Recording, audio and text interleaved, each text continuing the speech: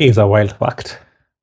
Only 56% of ads succeed only because of one thing. And you'll be surprised what it is. It is your creative. It's not your audience. It's not your targeting. It's not your funnel strategy. The most important thing that makes you succeed on Facebook Meta ads is your ad creative. These are your videos. These are your images. This is what makes small businesses and small companies that have a fraction of your budget, or huge companies that have millions and millions of dollars to invest in their ads. So it makes them more successful than you and any other businesses you're seeing around you. Yes, ladies and gentlemen, I am talking about ad creatives.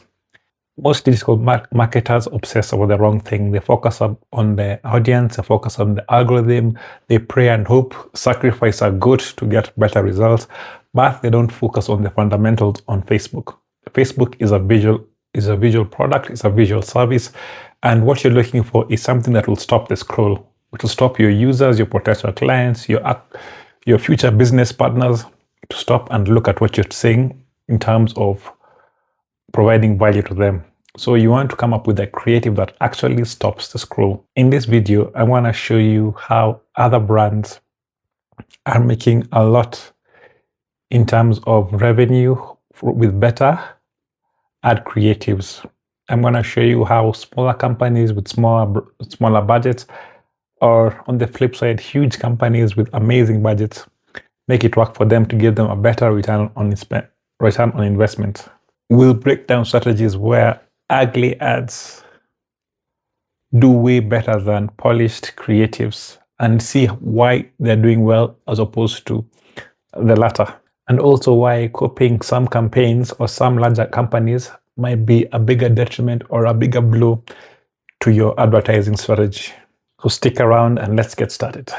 Facebook ad success depends mostly on the creative and not the levels, not the audience, not the targeting. Most of it relies on the creatives, the videos or the images. This is not to say that the audience is not important. This is not to say that the settings are not important. That all is very important.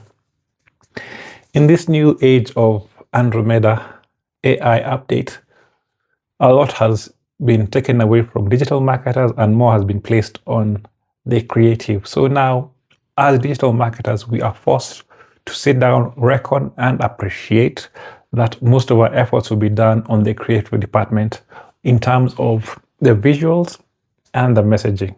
Without the right messaging, it might break or make your ad campaigns on the Meta platforms. As creatives are more important right now, and for you to get consistent wins, that means ramping up your production of your creatives. If you make videos or reels, that means making more and more videos right now, because this is a numbers game and you have to make constant wins by giving Facebook more options to work with. The next challenge is, how are you going to increase your volume of production? Is that extra work? To some level, yes, but luckily because of AI options right now, copying and mass producing is way, way easier. To make your ads succeed or make your ads pop out, you have to focus on testing and changing variables. Many times we as digital marketers make the mistake of trying to test out too many different things at the same time. While the important things to look at is testing the creative, the actual image, testing the copy, this is the message that you're trying to communicate. And lastly, after testing successfully and being comfortable with results, is scaling up your ads by increasing your budget. To make your ads creative successful on Meta properties, a thing to look at is managing ad fatigue and ad frequency. Ad fatigue, simply explained, is when one person sees an ad too many times in a single period of time. This could be a day or a week. Once they see the ad the first time, or once they see it more than 4 or 5 times, they'll become blind to it or numb to it.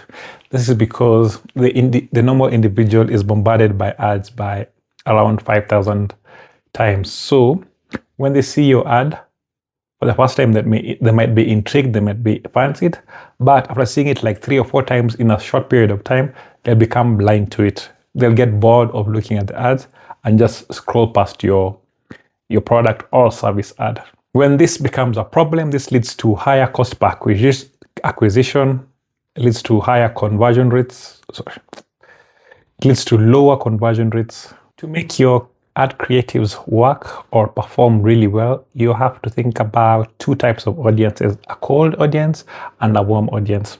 A cold audience, by definition, is a group of individuals or a group of people who haven't seen your business or who haven't come in contact with your Facebook ads, messaging, or come in contact with you alone. While the opposite is true with a warm audience. This is a group of people who already know about your business, they've worked with you before, or they're actual clients. So how does this affect your ad creatives? Well, the ad creatives that is sent to a cold audience who don't know about you is completely different to what you should send to a warm audience, because in a cold audience, you're trying to introduce yourself. You're going to try to show them that what you can do, what makes you unique, why you're in the business. While in the warm audience, you want to remind them that you are awesome. You want to remind them that you serve them well, and you're looking forward to being their permanent service provider. The creatives for a cold audience needs to be, it should feel natural, authentic, and more importantly, it should solve a problem that they're looking for. For your warm audience, you're trying to emphasize on credibility and reliability, that they can come back to you or they can trust you with their business. When you're coming up with your ad creative, you want to think about 3 things: the problem, the agitate, and the solution. And this is the PAS framework. So the problem is where they are right now and what needs to be solved. The agitate is how badly is the pain point, how severe is the pain point. Somebody might have a need for a car, but somebody who has a family has a bigger need for the same car. That's the difference between the levels. And then the solution is what you're providing for them in terms of to ease their pain or to solve their problem. Sometimes digital marketers rely on other people's work. They copy their creatives to get similar or close results. Sometimes I have been also guilty of doing this by trying to copy bigger brands. And to my surprise, my ads did not do as well as the bigger brands. Well, I'm going to try and explain this to you why copying bigger brands doesn't help. The main reason copying bigger brands doesn't help is because these guys have an incredible budget, and by the time you're seeing a certain message, you're trying to see a certain creative or a video, it's already been filtered through excessive failures. So they've spent so much money to get to a certain point that when they're showing you an ad on Facebook, it resonates and works with you. So you just coming to jump on and copying whatever they're doing right now, that means you've missed out on all the testing they have done to reach this position. Also, bigger brands are not a good idea to copy because you might find they're trying to emphasize or focus on one aspect of their business they're trying to build or grow. So you might think copying Nike, copying Coke, is all their creatives to make something close to theirs. And when you copy it, you miss exactly what they're trying to do. They're trying to reach a certain demographic, they're trying to send a certain message, which is not what you're looking for because your business is focused on something else or you're trying to do something different. The best people to copy your ads are companies that are on your level or same size. If you see a certain business that you're competing with in the same field, look and learn what makes it work for them. The goodness with Facebook, you have the Facebook ads library and you can type a certain company and see what they are doing on their business.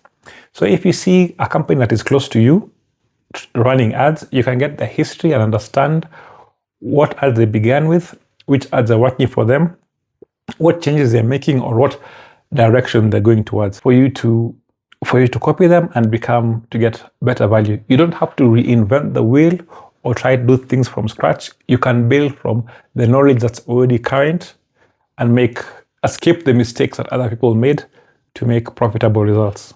Let's talk about high converting ads. They're around 8 or 9. So if you have a pen and paper, or you can easily pause and rewind, this section is for you. Adult ads are the first type of ads that many businesses create. And what are adult ads? These are heavily branded ads to tell the consumer that you're looking at this company, you're looking at this product, and looking at this service. Do not get confused. This is an ad about this business. So the brand colors are there, the taglines are there.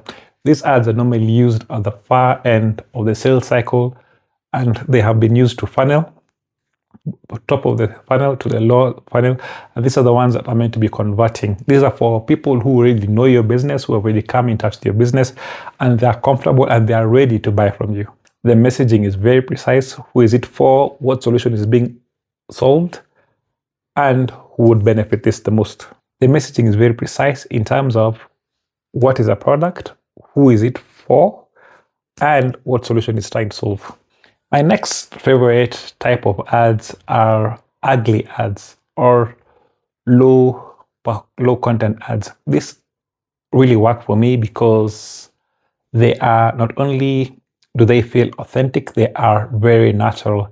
These are the ads that are taken on one take if we are making a video or taking a photo of an object or a service in the wrong light, but they feel natural. They feel natural to everybody, and they're easy to relate and look at. When somebody who doesn't know about your business, who doesn't know about what you do or what you serve, when they see a low effort ad like this, or per se an ugly ad which has not been polished through filters on Adobe, it's easy for them to connect and be easy to buy from you. User-generated content ads are close to ugly ads, but these are ads that are made from your past customers, people who are very happy with your work and can easily tout and say that you do a really good job.